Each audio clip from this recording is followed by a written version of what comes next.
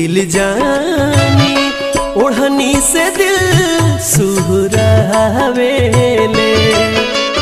ए रानी दिल जानी ओढ़नी से दिल सुहरावेले।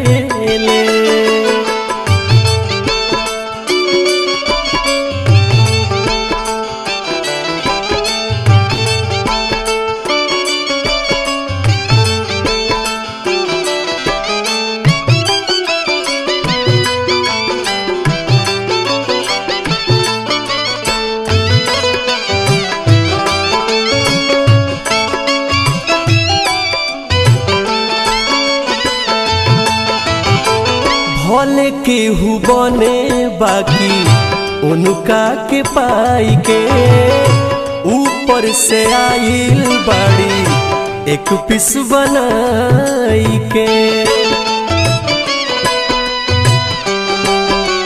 हो भले केहू बने बाकी उनका के पाई के, ऊपर से आइली है एक पिस बनाई के।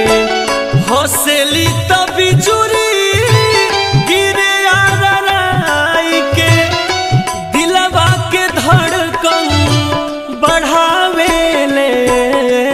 हे रानी दिल जानी ओढ़नी से दिल सुहरावेले।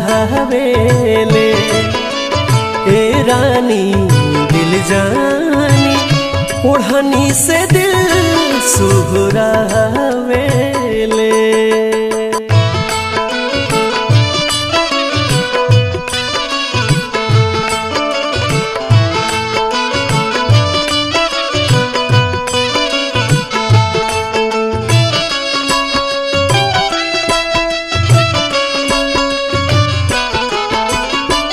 दिहले सुघराई प्रभु जी परियन से छीन के, गढ़ले बाणे दीपक खाती फुर्सत में बीन के।